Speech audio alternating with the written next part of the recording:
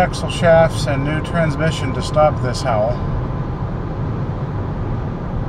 Changed its characteristics a bit, but didn't solve the problem.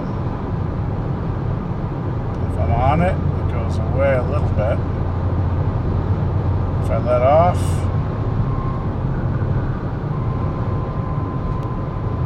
depending on the road surface, bumps, level, deceleration, it's almost like the backside of the gears are an issue.